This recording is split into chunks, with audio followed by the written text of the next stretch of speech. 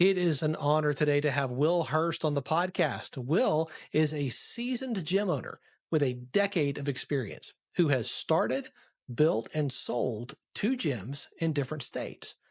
Alongside multiple other successful ventures, he has refined his skill set to excel in customer acquisition and in building solid businesses that thrive. Will's the mastermind behind Big Little Gyms, a gym growth program offering done for you systems to help gyms generate more traffic, convert that traffic into leads, bring those leads through the door, turn them into members, and retain them for the long haul. Will, I'm so glad you're here. Thanks for being on the show. I'm honored to be here. Thanks for having me. I was super honored to get the invite. Welcome to Catalytic Leadership, the podcast designed to help leaders intentionally grow and thrive. Here is your host, author, and leadership and executive coach, Dr. William Attaway.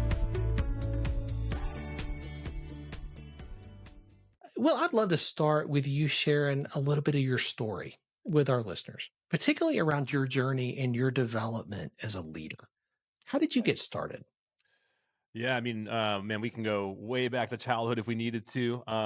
Being raised by a single mother, having to figure out life at a pretty young age, kind of be the man in the house from a pretty young age. I would say that, when I think of the word leadership, I think of having to step into that situation from a pretty young age and kind of, I was oldest of six. And so coming up in those years, kind of, I would say a very working class, middle, lower class situation where I was kind of forced to be on my own pretty early and also be a man earlier than most people are probably required to. And kind of be a leader for my brothers and sisters. Right. And I still think to this day, they kind of look up to me in that same regard. But it wasn't necessarily a choice. It was kind of, this is what you got to do. You're going to kind of be relegated to the lowest common denominator of our society if you don't. So it's kind of just stepping up in that regard. Yeah. So kind of where it all started. And then it's 20 years old. And while a lot of kids are thinking about going to college, I'm already working, right? I'm already figuring out what I want to do. Loved cars. So I always worked in I grew up in Detroit and being around cars. I just always wanted to be around cars. So I had a great job selling performance parts for cars at a we call it a speed shop back in Detroit. So people with their old Camaros and Mustangs and, fast cars would come see me and I'd help them inspect that car and sell them a big bundle of parts and help them find, places that can install it for them or guide them on how they can install it or whatever the case might be. Doing that, obviously, I eventually outgrew that and wanted to step into a career of some type. I had some buddies that moved west, packed everything up in my beat up Mustang, moved west with nothing to my name when I was 20 years old. Landed here on a buddy's couch. Had maybe $1,000 to my name. And it was pretty much like, hey, just take care of the beer and you can sleep on the couch for a couple months. And that was kind of how that started moving out west. And I just saw a lot more opportunity than I did, growing up in Detroit at the particular time, which Detroit was kind of getting a black eye in the media for just kind of being a place that the big three had run away from and was kind of leaving in shambles. So not a lot of opportunity for a young guy there. So, it was stepping up and for myself and saying, let's go west and see what there is. Right. And so got a sales job, in that path there, learn about building a book of business, got a sales job selling at a dealership actually, because I love cars. So just, went back to what I know. Right. I didn't realize that would be a big catalyst for me. I thought it would be something that would kind of just patch the time until I figured out what I wanted to do. Ended up being, one of the highest awarded salesmen for General Motors for 4 years, had a great book of business, became a fleet and internet manager for that dealership. And I was in my early 20s. While my friends were still going to college, I was already making six figures and already had a career path carved out for me. And then the '08 recession hit. And naturally, anything to do with anything of a decent ticket value was those markets were cut in half for houses, cars, people just, a lot of people were struggling during that time. And so my book of business got cut in half.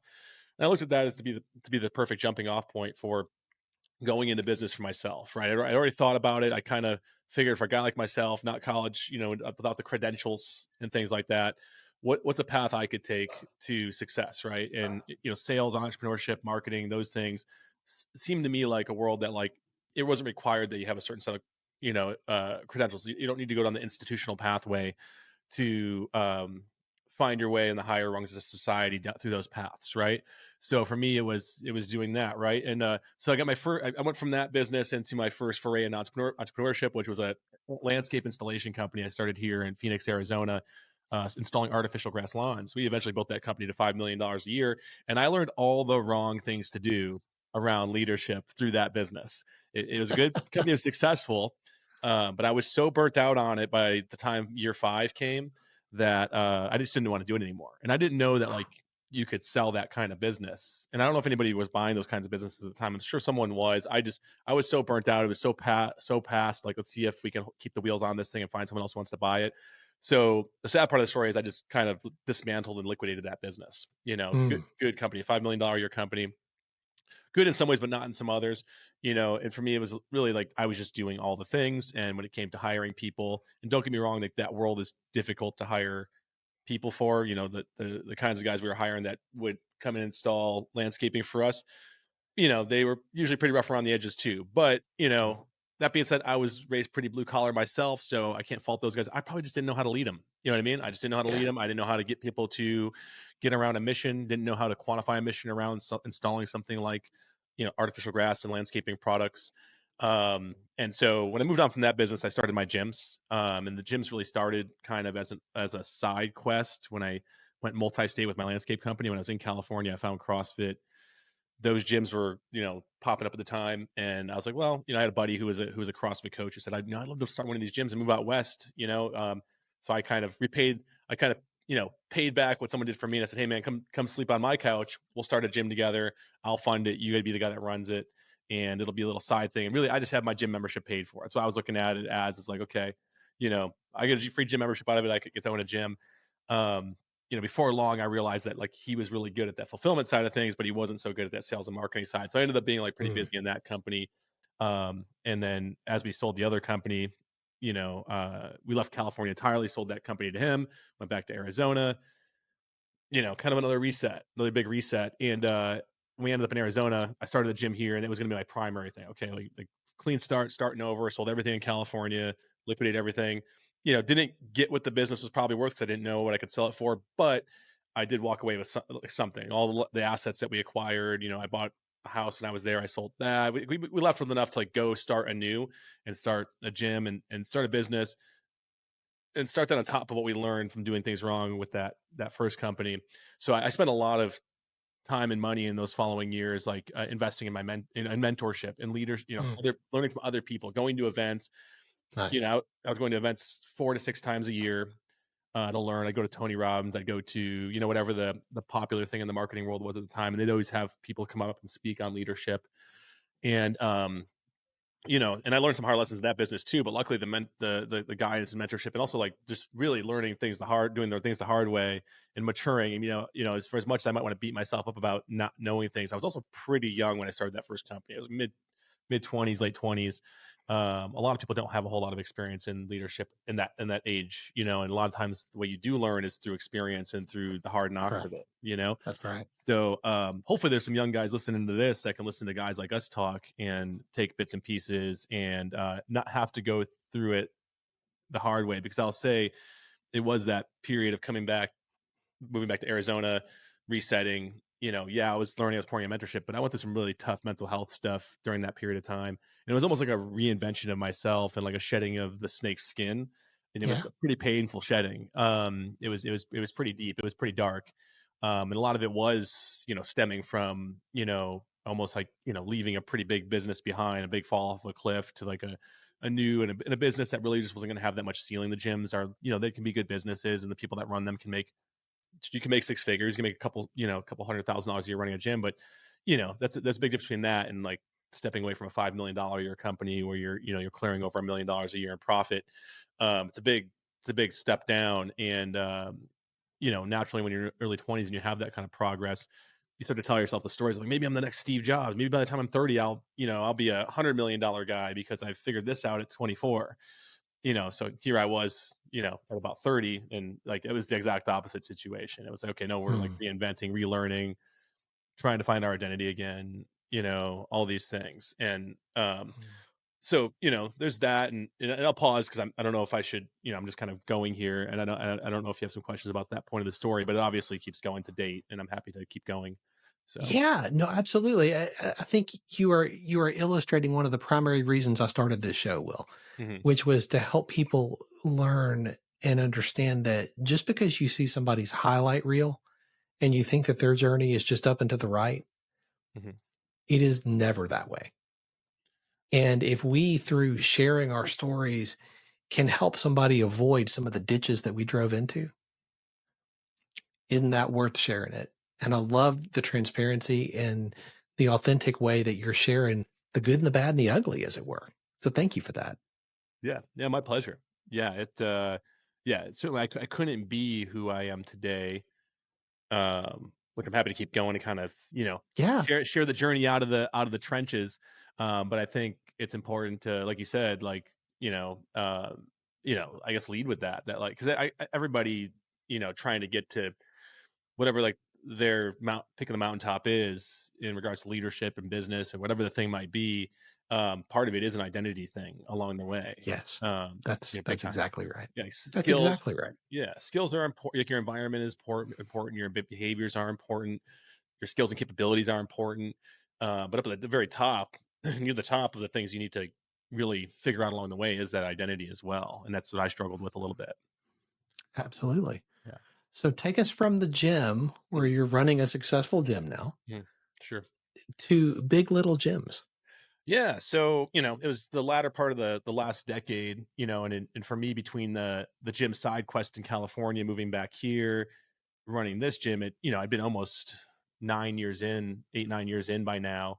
And we did start to figure out things with the gym that we built here, and we had a gym that was 350 plus members, which and this is like a CrossFit style gym, like a group training gym, for like a big box style gym that's not very big, that's not a large number of members, but they're selling like more of like a cheaper rate discount membership. For us, we were more of a premium model.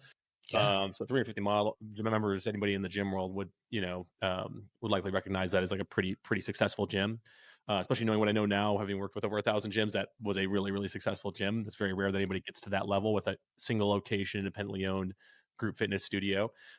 So we ran that business, and along the way, of building that company, it was kind of like, as social media during the 2010s, just kind of picking up pace every year. It was just getting more and more, adoption and more reach. And I just happened to be, on the internet sharing a lot of what was working for me. I was in different groups, a lot of groups with the gym owners in the particular niche I was in, where were asking for advice, right? And me having like this, you know, more than a decade now of business experience of all the ups and downs, like it was very clear when they would ask the questions, like, oh, this is someone who just hasn't, doesn't know business, right? Like they just opened a gym because they're a coach and they want to train people. Yeah. So the reason a lot of people start businesses, right? Passion, right? It's passion, but it's very clear, like the questions they're asking are very, for someone who's been around the block a little bit, in regards to lead generation, sales, marketing, all these things. It's stuff I could see that maybe they were lacking in. So I would just be helpful, right? For a couple of years, probably 4 or 5 years, I would just be helpful. I'd be in those threads, commenting, giving advice, letting people hack through my stuff. I would even jump on calls and do like consulting for free. I was genuinely not trying to be like a guru in the space. I was Yeah. trying to just be helpful and be of value, because I had my gym and I had my things, and I didn't know what was going to be next, but I certainly, like, in my mind, I kind of had it like, this idea that like being the guru in this space is kind of like, that's not something I want to do. I don't want to be that guy. Right. But I Yeah. guess I was chosen, I guess. Right. Because before too long, people started, like I said, asking me to jump on calls. And before too long, I'm like, okay, I got to start valuing this time. And people were like, okay, cool. How much can we pay you for this advice and for, your models and your ways of doing things? Oh, and by the way, can you build it for us? And I was like, well, I'm like, okay, cool. Like, yeah, I probably could, because I've done a lot of, like, built a lot of websites. I've built a lot of funnels. I've built a lot of, you know, follow-up systems and things like that, and models. And I was like, yeah, I probably could replicate this for you and your gym. And so I built a little, before it was Big Little Gyms, I had a little company called Metcon Marketing. Metcon's a term we use in the CrossFit world for what we call a workout. And so it just kind of resonated with that audience, Metcon Marketing. And it was kind of like a traditional marketing agency, like, where, like, kind of, you pay us to build a website. We build, one flat fee, and we build a website, and you pay us the remaining balance of that, or whatever the retainer is. And then you own your website and go on. And we did that kind of model, traditional marketing agency model for like about a year. And I just was like, this is not the way to do it. Like, giving the creative control to the gym owner themselves. It doesn't really know sales and marketing and doesn't really know what works. And, I got hung out to dry on a lot of invoices. So there's people that just wouldn't pay the other half of it because, I would tell them like, hey, you paid me to build you what works. I'm building you what works. But they wanted to, they would be like, well, actually I want it to look this way. I'm like, well, if you do that, it's going to change the outcomes, right? If we change the look of something in the wireframe of this and the way it works, it's going to disrupt what you're paying for, which is our result. And it was really, really tough with being positioned as a traditional marketing agency. So we paused that, we stopped. And, I don't know how I can't remember how I got pulled back into it, but I think it might've been more of the same thing. People just, trying to figure out what we're doing and how we can be helpful. And but we rolled out Big Little Gyms, and it really was more of a model where it's like you're coming on adopting our model versus like you trying to tell us what you think is going to work. At the end of the day, we're the experts. If you're paying us as experts, then we're going to build this in a way. It was more just a positioning shift, I think, is what it was. And maybe some of the branding helped too, versus just being positioning as a traditional like web agency and being more of like a program and a model and a system. So in that model, the system, they got a lot of the same things we did in Metcon marketing, but they also got like the processes and levers to pull around sales, sales process, how to sit down and do a consultative sale with, a new prospect walking in the door, and instead of competing on price, competing on value. Right. So, when we started the company, I knew we could be successful at it, but it really just kind of took off. And I think it was also because tools and technologies came along that allowed us to scale some of the things we do for our clients much, much quicker. So like we were early on that by a couple of years. So like our offering, there's nothing like it for a solid couple of years. And there still really isn't even now, but there's some people that have obviously competitors in the space eventually catch on. What do you do? They start to try to bend their offers to kind of take some of your market share. But by the time that came along, we were a brand, you know what I mean? Like people started to know BLG in the space and our little niche.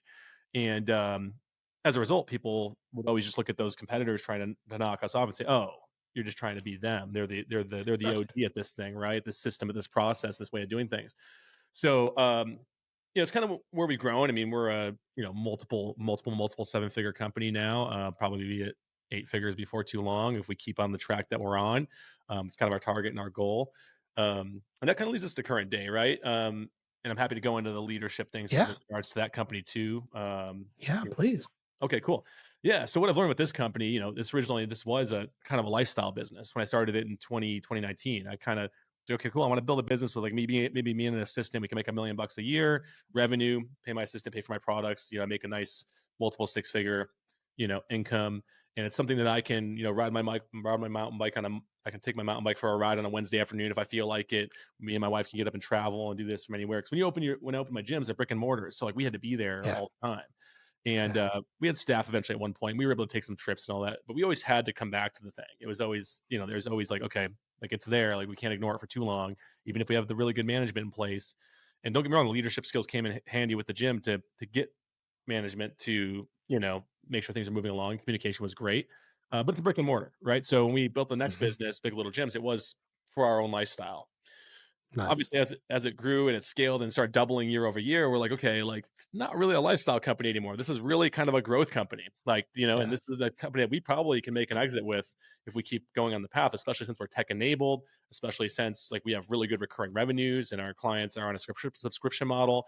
A lot of bigger players in the space will probably want to acquire us for too long. And that's not necessarily like our main reason for being or anything like that. But like, at the end of the day, there's only 3 ways you're going to go out of business. And I'm only interested in one of them, and that's selling. Right. I'm not interested in the other 2 are you die owning it or you go bankrupt. I'm not really interested in either of those 2 things, right? I'm interested in the acquisition play of like build a really good business and let someone else at a certain inflection point when the time is right, take the thing on and run with the ball because you built a really good business, right? Yeah. So, with that in mind, we started to think a lot more about leadership with this business and being, kind of a consulting / tech SaaS hybrid model. Like you're working remotely with teams. Profits are usually really, really good. So you can pay people really, really well, which helps, which I will say makes leadership a whole lot easier. If you can pay people well, they listen a whole lot better. When we had our gyms, we were kind of always trying to slot in like what can we afford versus what people want to be paid. And being a small business, we can only go so far. So we did really have to build mission at the gyms to like get people to come along for the ride at the prices we could pay. And I'll definitely say, in this world, it definitely is a little bit easier when you can start someone at like 100K. You know what I mean? Like they're going to be like, what's the mission again? Okay, let's go. At the same time, you could also get yourself into the, stuck in the rut of like hiring based on talent. And then the people, because they know that they're talented, they know they can get the same job someplace else. They also, for the same reasons, they could also not listen and also not take well to leadership or not come along for the mission. So, I definitely think having some, processes in play and, I think also just being, again, part of your identity to be a good leader, because I'd say it's my primary gig now for Big Little Gyms, like as the business has grown. In the early days, it was like Will wore the sales hat, Will wore the marketing hat, Will wore the all the operational hats, the tech support, all these things. Will wore the onboarding and fulfillment hats, and I wore the finance hat too, right? Of like all the financial decisions behind my company, how we're going to invest our money and reinvest into things. What do we spend that money on? I had to wear all those hats. Now, as we've grown, we've hired people in almost all those departments, except for maybe finance. I'd still say I primarily oversee finance for our company, because you got to be really big before you really want to be paying the big CFO money out there to someone. And, and honestly, it's something I enjoy. So like, I don't mind like, making the strategic moves financially for our business. And then I wear the CEO hat, but all those other ones have been filled. And as we've grown the team, like you got to maintain cohesion, you got to maintain the vision is really the most important thing for a leader in a growth company of like, what are we doing next? And like, for example, right now we're actually at an inflection point where like, we've been approached by private equity companies that have shown interest to us. Some of them have gotten pretty far down the conversation. And it's given us enough information to know what they're looking for. But it's also forced us to take harder looks at everything that we're doing and also see what the inflection points are and how we're going to break through to that next level.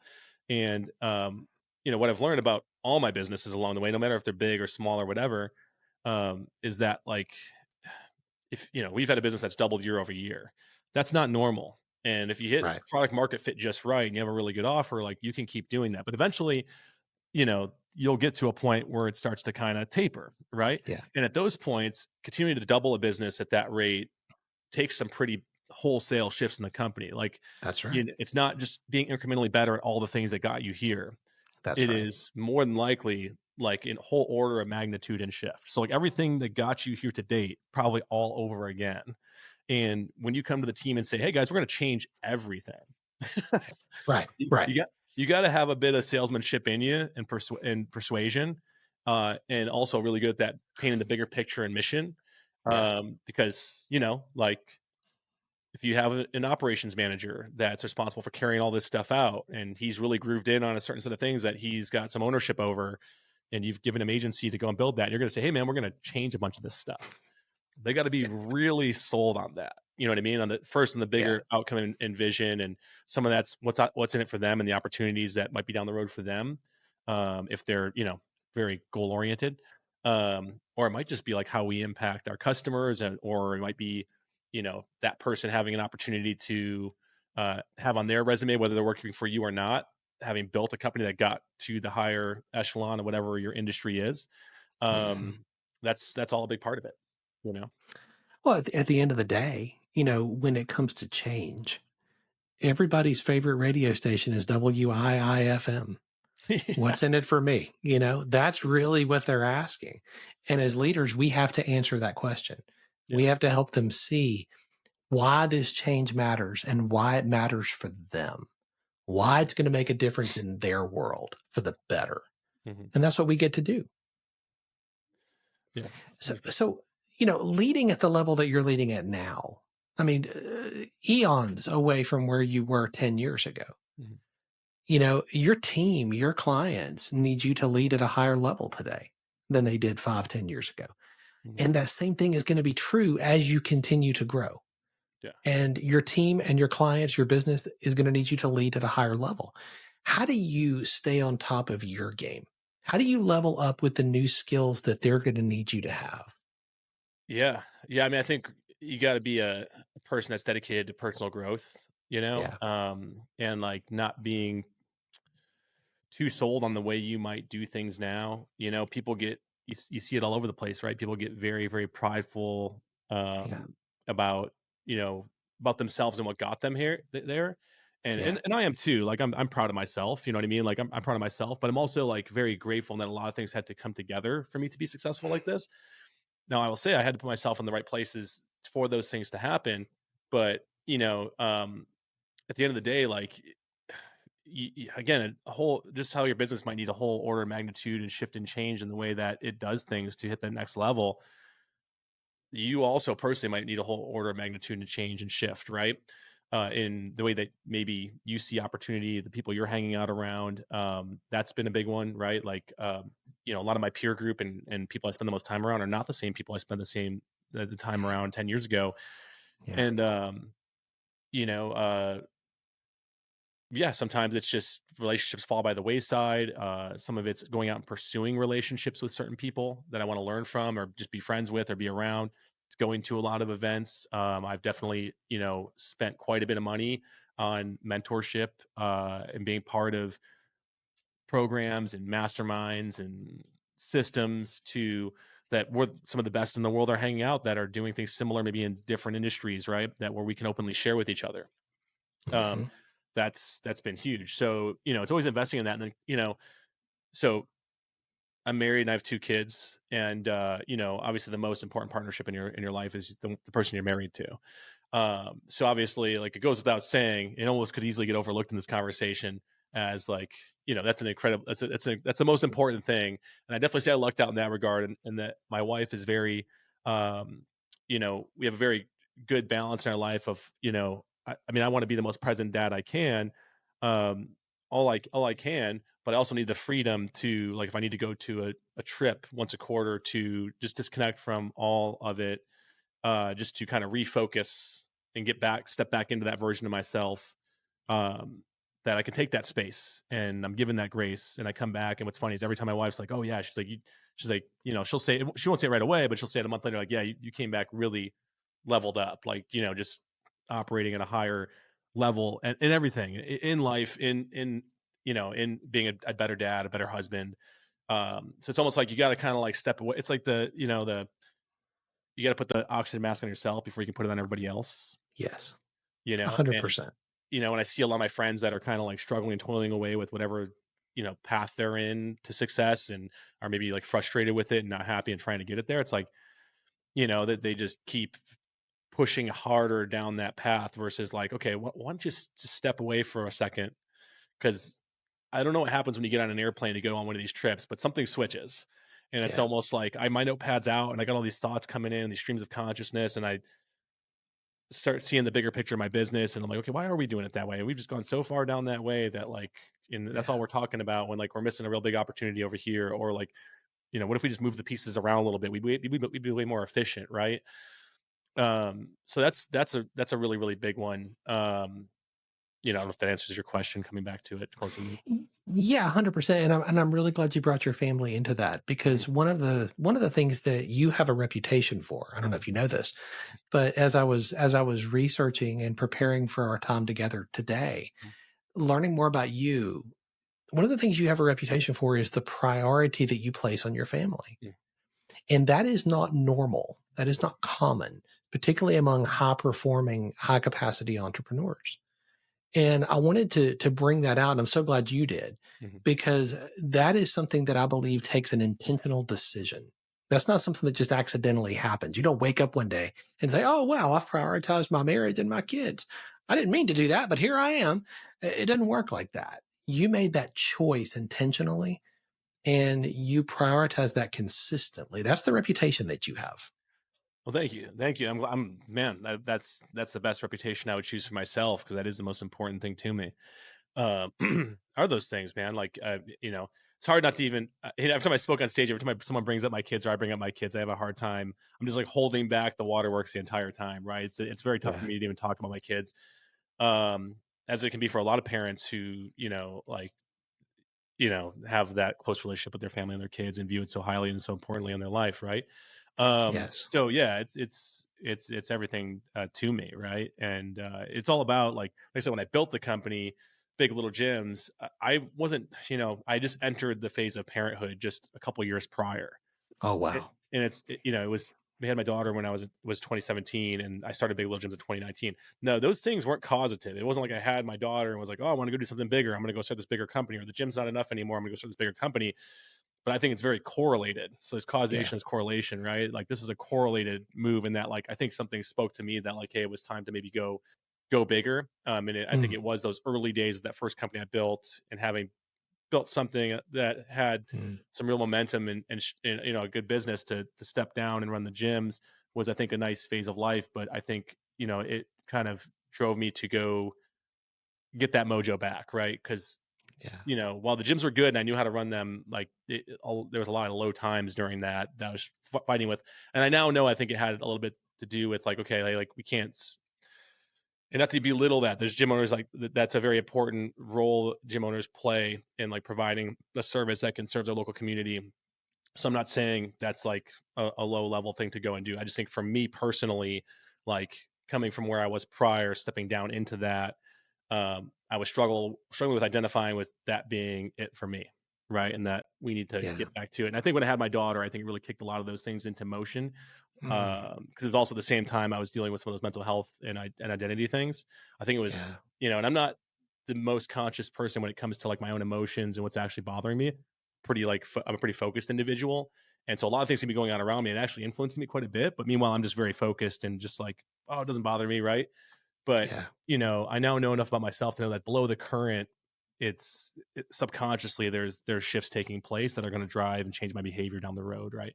So that was a big one for me. So starting the company, my point there was that starting the company was like, I wanted to build a company, like I said, with lifestyle in mind. Right. Yeah. Yeah. I wanted to be profitable and run a good business, but I also wanted to have, okay, I'm putting in 40-hour weeks, nothing more. Right.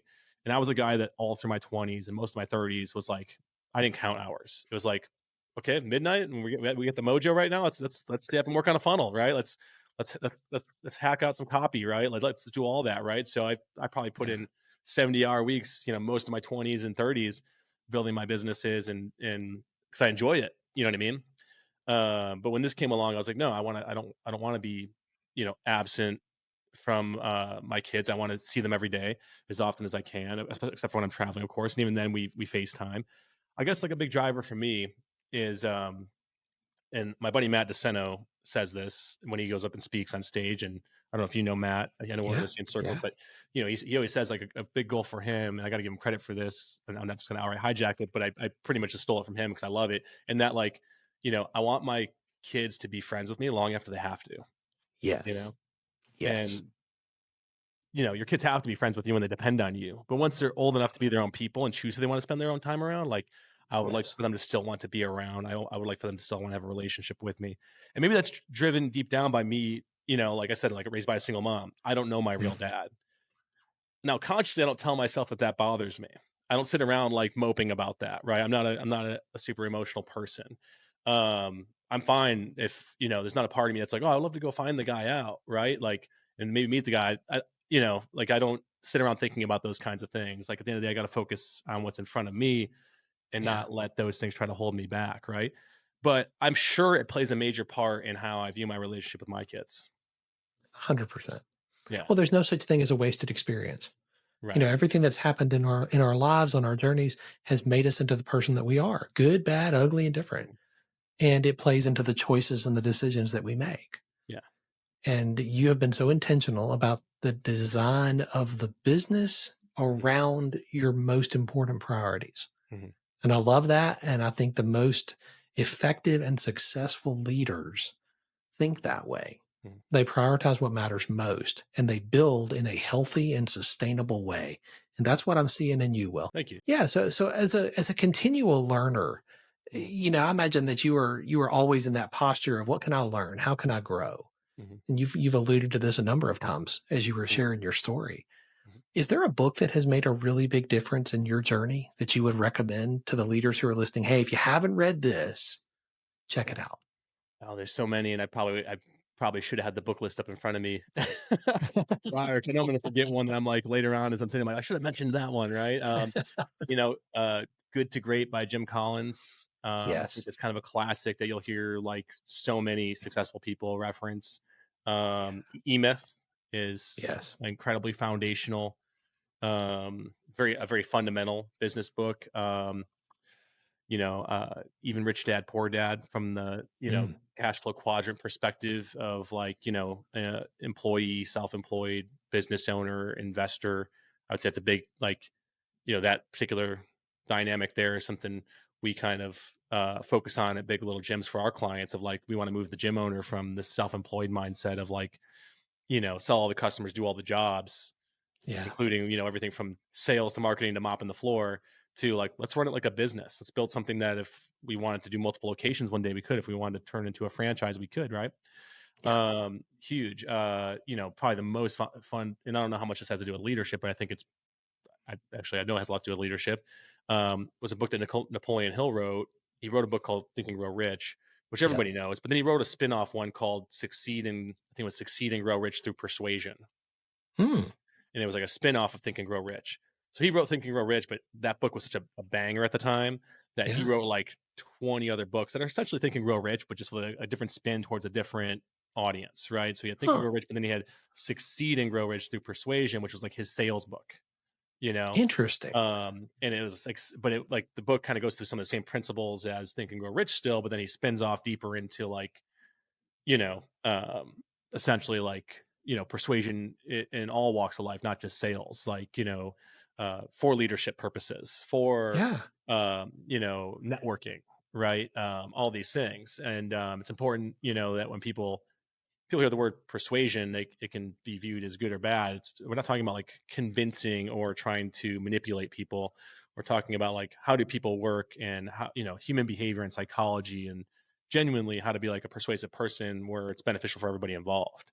Right. Mm. Which is what leadership is. The best 100%. salesman, it's like, I was one of the top ranked salesmen for General Motors, and I was in the car sales world, which is generally viewed as a really kind of icky world, right? Oh, like a car salesman, right? Gets such a bad name. And I was like, what's so funny about that, man, is all the best salesmen at the dealership, like all the things that people say about salesmen being icky, they didn't do. It was generally always a win-win deal. And that's why the customers always came back. That's why they always got the most referrals. That's why they always, like, the reason why I was able to grow a book of business is I got to the point where I didn't need to go get customers anymore. My customers referring them to me because everybody always felt taken care of. Didn't mean they always got the best deal. My job was, I did have a fiduciary to my business, my employer, to make sure we made profit. But at the end of the day, like, the customer knows they're going to pay a profit, right? They know they're going to pay it anyways. But then it's about the experience. Did they get what they wanted?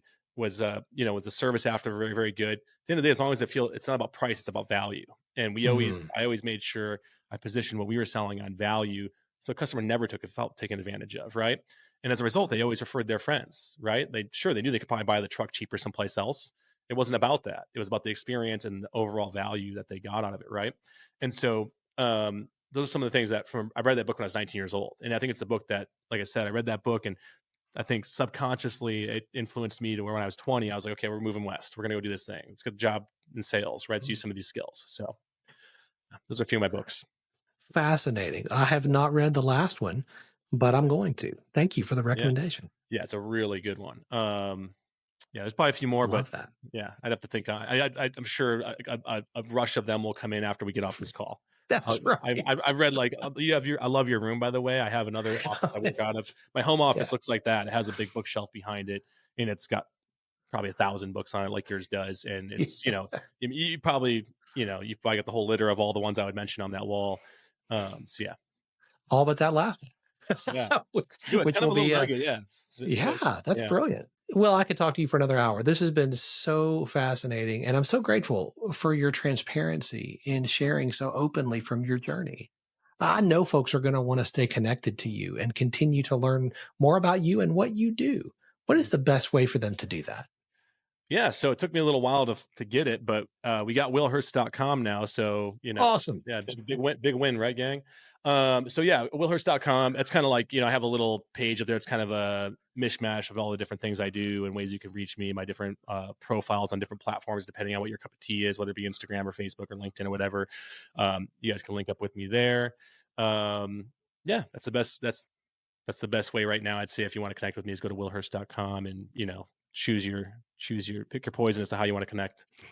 Perfect. We'll put that link in the show notes. Well, thank you again. Yeah, my pleasure. Thanks for having me. Thanks for joining me for this episode today. As we wrap up, I'd love for you to do two things. First, subscribe to this podcast so you don't miss an episode. And if you find value here, I'd love it if you would rate it and review it. That really does make a difference in helping other people to discover this podcast. Second, if you don't have a copy of my newest book, Catalytic Leadership, I'd love to put a copy in your hands. If you go to catalyticleadershipbook.com, you can get a copy for free. Just pay the shipping so I can get it to you, and we'll get one right out. My goal is to put this into the hands of as many leaders as possible. This book captures principles that I've learned in 20 plus years of coaching leaders in the entrepreneurial space, in business, government, nonprofits, education, and the local church. You can also connect with me on LinkedIn to keep up with what I'm currently learning and thinking about. And if you're ready to take a next step with a coach to help you intentionally grow and thrive as a leader, I'd be honored to help you. Just go to catalyticleadership.net to book a call with me. Stay tuned for our next episode next week. Until then, as always, leaders, choose to be catalytic. Thanks for listening to Catalytic Leadership with Dr. William Attaway. Be sure to subscribe wherever you listen to podcasts so you don't miss the next episode. Want more? Go to catalyticleadership.net.